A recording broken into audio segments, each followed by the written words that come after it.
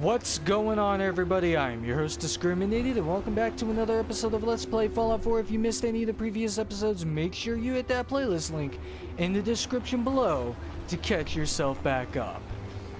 In the last episode, I started things off by talking about what I had done in between the previous episode and the last episode, which led into a discussion of my plans for quite possibly what is maybe the end of this episode. Depends how long it takes for me to finish up this quest, and or what is possibly going to be saved for the next episode.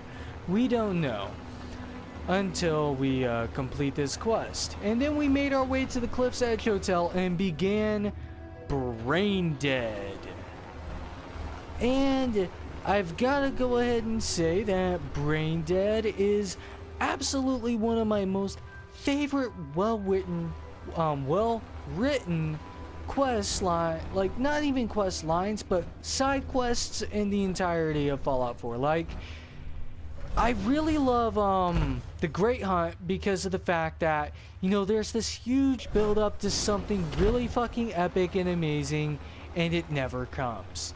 However, this mission has the most superior writing of any of the missions in the entirety of Fallout 4. And quite possibly, I think that this quest even outdoes... I think that honestly this quest even outdoes anything Old World Blues threw at you in Fallout New Vegas. Or Lonesome Road, for that matter. But anyways, let's go ahead and speak to Gilda. She's not a quest marker per se, but we can do something with Gilda Brosco that I feel like Commander Leroy Jenkins needs at this time in his life, because as you all know, he's missing his wife. You know, his wife is dead after all. So yeah, we pretty much have to do this. Well, if it isn't the brave detective. I haven't seen someone with a body like that in far too long. Alright. You're not so bad yourself. You should have seen me before all this. Red hair that was the envy of every girl and legs for days, darling. I'm sure you'd rather hear some of my stories from the silver screen rather than talk about that nasty murder business. I must say, you're quite the actress. What can I say? It just comes naturally. Surely you must be here for my salacious stories of the silver screen. Have you ever done radio? Your voice is quite enchanting. Well, darling, play your cards right. Maybe I'll whisper some sweet nothings in your ear. Care to hear some of my stories, detective? I must say, I've known flesh and blood girls who aren't half the woman you are. Keep it up, Tiger, and we'll find out if you can handle how much one. Care to hear some of my stories, detective? Why don't we grab a bottle of wine and go watch the sunset? Sounds good, detective. Alright, we're about to get some with the greatest Hollywood actress the Fallout universe has ever known.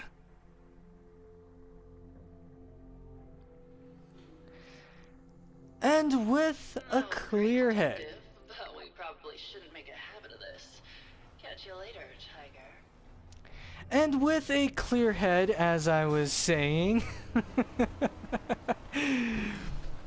And with a clear head, as I was saying, before I started laughing, the great detective, Commander Leroy Jenkins, decided to get back onto the case and get back into investigating Juliana and her possibility of murdering Ezra for embezzling the funds that she had given for the building of this vault, I guess.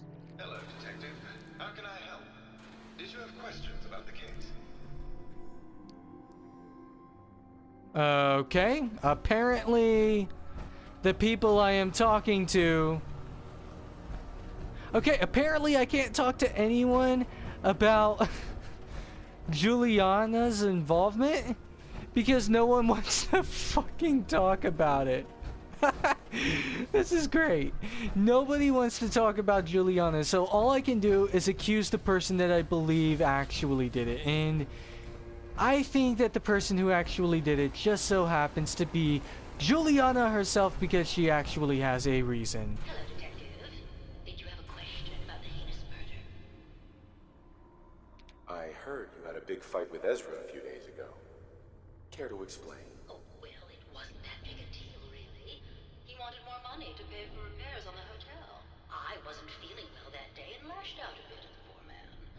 I really should have listened to him more. Ooh. I found some evidence that Ezra was embezzling from you and the other investors. Oh, well, I really don't believe that. Mr. Parker wouldn't do such a thing, I'm sure. Okay, this is definitely suspicious, okay? This is definitely suspicious. Because I am willing to bet anything that Juliana, the real Juliana, would have been arguing with Mr. Parker because he was embezzling her funds. After all, the overseer did hire a private investigator. I think that this Juliana is an imposter, and who it might be, I don't know, but I'm going to accuse her of the murder. I think you're the real murderer. That's just silly, Detective. Why would I want to kill Mr. Parker? Ezra was embezzling your money. That's why you killed him and framed Keith. You were so close, Detective. It's a shame. I thought I could keep the ruse going a little longer. Oh, well, had to end eventually, I suppose. This doesn't have to end in more violence, Detective. Just walk away. I'll leave, and you can tell them I escaped. Not a chance. Your murder spree stops here. Then let us end this. Alright, you wanna fight? Oh. I could just shut down his unit.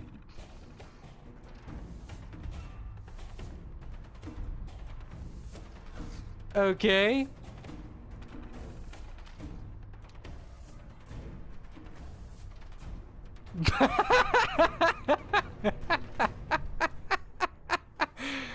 I can just shut down his unit. Are you okay?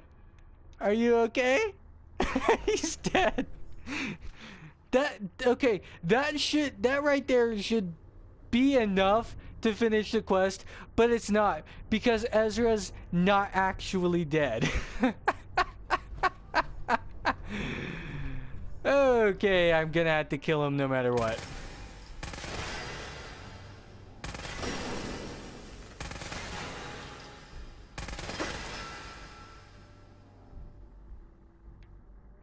Okay, I want to pop his brain case. I want to pop the brain case, damn it. Does not seem like that's going to happen, but he has 500 pre-war money right away and a Vault 118 key. Now, one thing I want to go ahead and say is that I really love how this quest was written, to be honest, because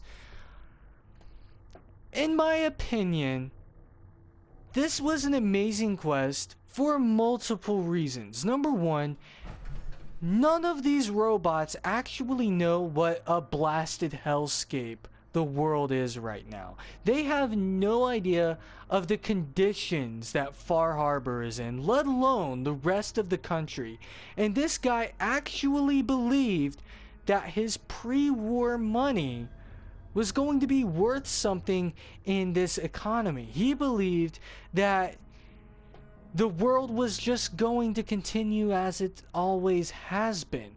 Hell, these people may not have actually known the bombs went down. Who knows? But one thing I am able to say about this is that the pre-war money definitely is worth something, because with, you know, I think with Cap Collector 3 and a much higher intelligence than I currently have, not intelligence, but charisma than I currently have, it's worth like, what, 27 caps a go right now? So, like, 27 times 500, I can't really do the math on that, but I know for a fact it's over 1,000 caps right there that I have just made from killing this guy.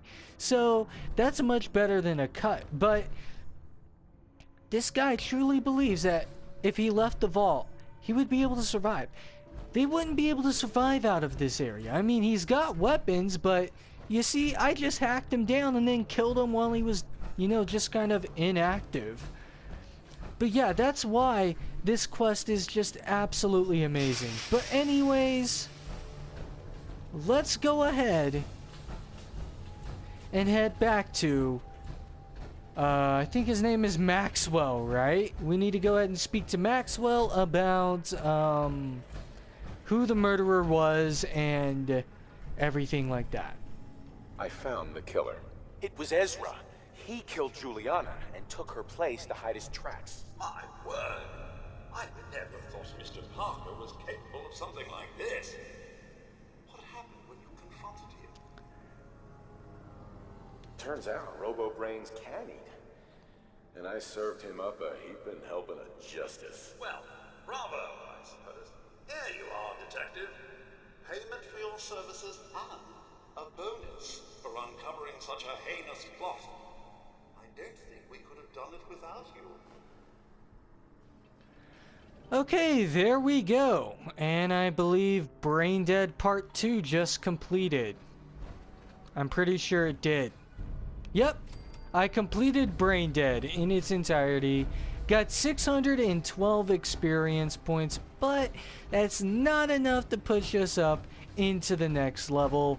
And I mean, literally, it's only been 12 minutes during this episode. So I think that we'll go ahead and explore for a little bit in... Oh, wait. Hold up. We completed Brain Dead and Brain Dead Part 2, apparently. And that was worth 459, but still not quite enough to bring us into the next level. So let's go ahead and leave Vault 118 forever. And I mean, this is an amazing quest because this is the first time in Fallout 4 that I believe the player character actually is alluded to having any kind of release of his sexual tension since his wife died like 200 or, well, actually technically like 80 years ago or something like that. I don't know. But let's go ahead and leave Vault 118 forever and finish the episode off with a little bit of exploration. It turns out that Commander Leroy Jenkins actually managed to bang the day away with Gilda because it was clearly daytime when we went into the Cliff's Edge Motel, and well, as you can kind of see, it is now nighttime, and you get to see our new headlamp in action out in the open. Absolutely amazing. And our little headlamp add-on as well. So you know what, there's an angler right down there, so we're going to jetpack hopefully to where he is and then just drop down and boom. Is that enough to stagger him? Yes it is, and doesn't look like I'm gonna be able to kill him. Okay, hold up. Come on, no! We're at such a level, even the fucking fauna of the game is running away from Commander Leroy Jenkins. So, alright, this is an area that we have not quite yet explored. Okay, since he's just going to stop every so often and let me shoot him, I'm just gonna wait till he stops again, I think. That is if I see him again, and I do not see him. So over here is a radio tower of some description, and I think that we need to jetpack up to it. I don't see how you would have gotten here otherwise. A ruined radio tower. Doesn't seem like it's a radio tower that can be turned on or anything like that, but there is some Nuka-Cola Quantum with a hardened sniper rifle and a military grade circuit board, along with a radio man's note. I did it! I can't believe I actually managed to get my radio wired into the tower. The guy on the radio is a doofus, but he is kind of funny. Better turn the sound down though, I don't want to attract unwanted attention. Ooh. Okay, let's activate the radio. Actually, I think I had turned down the radio. That's what I think I did. That might have been a pre-war note or a post-war note, I'm not entirely sure. But let's take the Nuka-Cola Quantum at the very least. And there's a cooking station down there, and then wolf ribs and stuff like that. So, alright, there's one more location down here past the ruined radio tower that we haven't been to quite yet. And you know, I've gotta say, Commonwealth Visual Overhaul with Blackout Nights is absolutely fucking amazing. Okay, so what in the world is that down there? Super Mutant Primus. Okay. Oh! They're just wolves right here. You wouldn't think that wolves would be able to get to this area, and okay, the Primus definitely heard us. He's definitely picking a fight with us now if he wasn't before. So, Geronimo! You know what? Let's sprint over to the Primus and the other super mutants and just kind of drop down on their fucking heads. Okay, take out the master first, I guess, and then... Oh, Lord, okay. Primus has got to go down next. And we just broke, however much it took us... However much we had over 1,000 rounds for this weapon. Because now we have, like, 900 and something. Okay, 5mm rounds, and... Alright, that's cool. So, absolutely nice, and... What the hell? That fucking wolf! That fucking wolf is a goddamn trooper. He followed us all the way down here, and... There we go. Vicious wolf is dead. It's a goddamn trooper. When it sees prey, it comes after it relentlessly. But yeah, let's go ahead and jetpack our way up here and, well, jetpack our way up here and find out what this location is. Okay. And once again, just gonna need a little bit more jetpack here. And ooh, this might be a shrine. Radiant Crest Shrine, which belongs to one of the factions we haven't actually met yet in Far Harbor. Absolutely nice. Okay. Explosives box. I don't want full. Well, perhaps the explosive box might actually have a fuck ton of frag grenades. That might actually happen again. So let's just go ahead and unlock it, I guess. Ah, only 2 frag grenades, not the 235 I am accustomed to. We just slept at the Dalton farmhouse right here till daytime. And I think I'll save the tour of the other settlements for the next episode, but this one won't take long for me to do at all. But over here, as you can see, we've got some more plants. I decided to scrap everything on this pier and just kind of make it a small little component of the adhesive farm here. And then over here I've got some potatoes growing here, and then I got some mute fruit growing over there, and I think that she's supposed to be scavenging, or maybe he is, I don't fucking know. And we've got a Brahmin right here. What the hell is in the damn thing?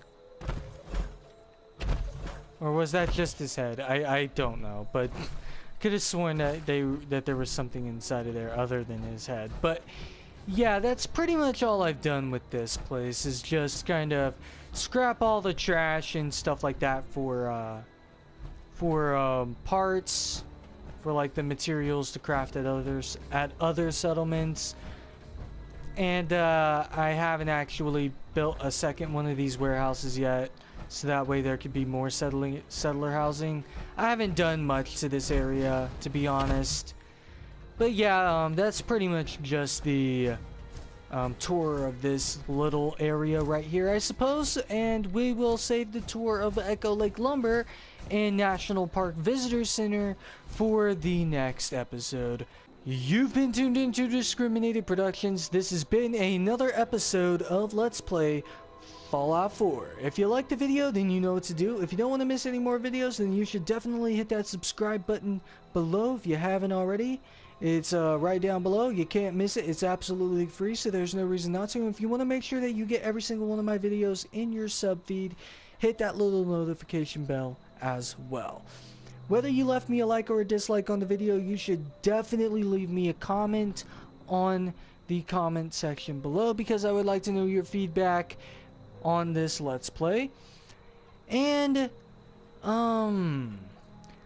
if you did like the video, please consider sharing the video as well, because that would be a tremendous help to me by getting the video out to as many different people as possible.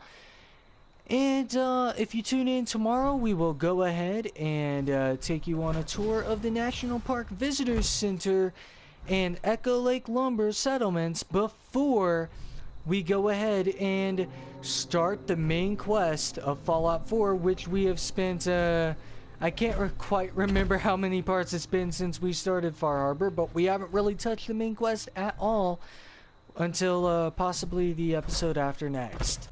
That's all for today. Thank you very much for watching, and until next time, see you later.